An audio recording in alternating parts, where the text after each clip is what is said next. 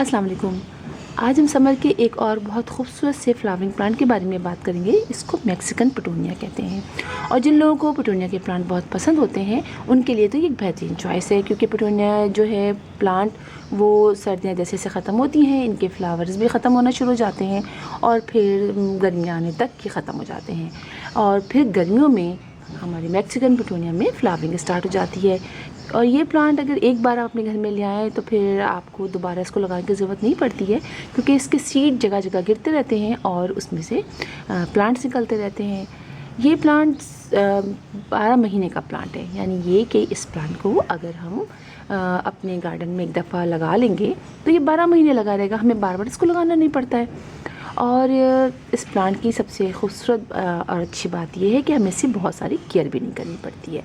ये प्लांट जो है वो गर्मियाँ जब स्टार्ट होती हैं ना तो इसमें फ्लावरिंग स्टार्ट हो जाती है, यानी लेट स्प्रिंग इसमें फ्लावरिंग स्टार्ट हो जाती है और लेट समर तक इसमें फ्लावरिंग होती रहती है। और आप देख सकते हैं कि मेरे इस छोटे से प्लांट में कितने सारे फ्लावर्स निकले हुए हैं। अच्छा, फ्लावर्स एक दिन के होते हैं, यानी सुबह निकलेंगे और अभी शाम जैसे हो रही है तो अब ये ख़त्म होना शुरू हो जाएंगे। अगले दिन फिर जो ये बर्ड है जो ये निकली हुई है ना, इसमें फ्लावर लग जाएंगे, यानी इतने सारे गुच्छों की शक्ल में इसमें फ्लावर्स निकलते हैं एक उसके अंदर।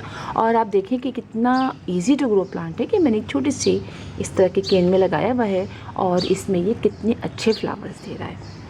तो ये प्लांट बहुत आसानी से ग्रो करता है और इसको लगाना भी बहुत आसान है। एक तो ये कि इसको हम सीड से लगा सकते हैं, इसके साइड में ऐसे ये यहाँ पर सीड्स यानी एक छोटे लंबे लंबे से फलियाँ सी बन जाती हैं, उन फलियों में सीड्स होते हैं, उनको निकाल के और आप उसको लगा दें और ये ख़ुद भी गिरते रहते हैं और इनमें सीड बनते चले जाते हैं, मतलब गिरते रहते हैं और प्लांट निकलते चले जाते हैं। आपको बार बार लगाना भी नहीं पड़ता है।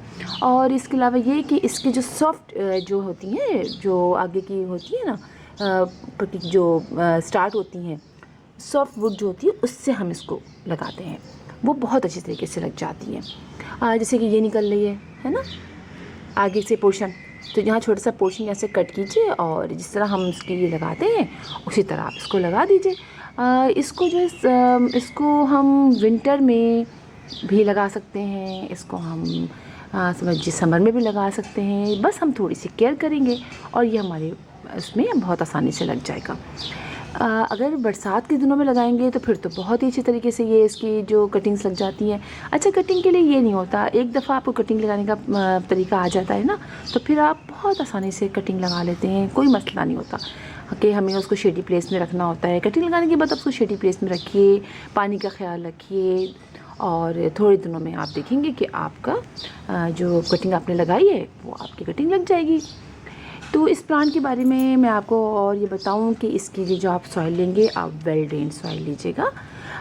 इसमें बहुत ज़्यादा पानी नहीं डालना चाहिए, पानी आप डालें लेकिन ऐसा नहीं कि बस पानी खड़ा रहे, पानी डले और पानी फिर नीचे से ड्रेन आउट हो जाए। जैसे कि देखिए मैंने डाला था और ये पानी यहाँ से इतना पानी ज़्यादा था, एक्स्ट्रा पानी वो यहाँ से निकल गया।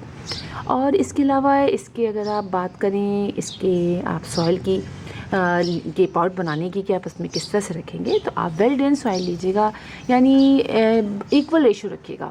एक हिस्सा आप उसमें गोबर की खाद रखिएगा, एक हिस्सा आप उसके अंदर आप सैंड रखिए और एक हिस्सा अपने घर की जो मिट्टी है वो लिखिएगा।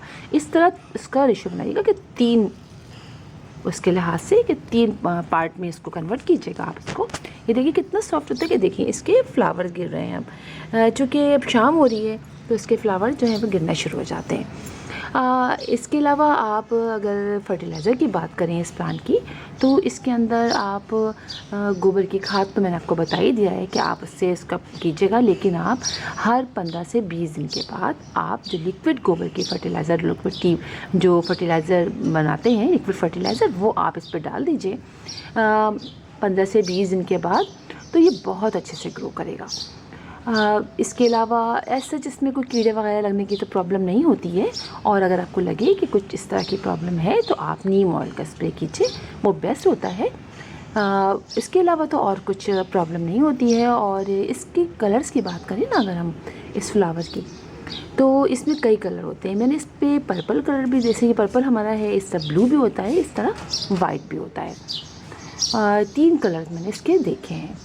और इसकी हाइट की अगर हम बात करें तो इसकी हाइट 3 से 4 फीट होती है। आप इसको प्लांट्स की अपनी क्यारी की बाउंड्री पे लगा सकते हैं, बहुत खूबसूरत लगता है, उस पे लगा हुआ भी है। और इस प्लांट को ज़रूर ग्रो कीजिए, इसलिए कि इतना इजी टू ग्रो प्लांट बहुत कम होते हैं वैसे तो प्लांट। लेकिन देखिए ना, अब मेरे वहाँ ये इतनी कोने में रखा हुआ था, और बस मैंने इसको जो है वो उसमें नहीं रखा था डायरेक्ट सनलाइट में, उसमें शेडी प्लेस में रखा था। इसलिए कि हुआ ये था कि जब हम ओस गिरती है ना सर्दियों में, तो वो ज़रा प्लांट्स को नुकसान पहुंचाती है, तो मैंने उसको इस तरह रखा हुआ था। लेकिन अब यकीन कीजिए, पानी भी ज़्यादा नहीं डालना पड़ता, बहुत कम हमें इस प्लांट में पानी डालना पड़ता है। और अगर पानी 2 से 3 दिन ना भी डालें तो ये बर्दाश्त कर लेता है, इतना ज़बरदस्त प्लांट है। तो आप इस प्लांट को अपने घर में लगाइए ज़रूर और इन्जॉय कीजिए। और फिर हम किसी और वीडियो में आपसे मुलाकात होती है मेरी, इंशाल्लाह। तब तक के लिए अल्लाह हाफ़िज़।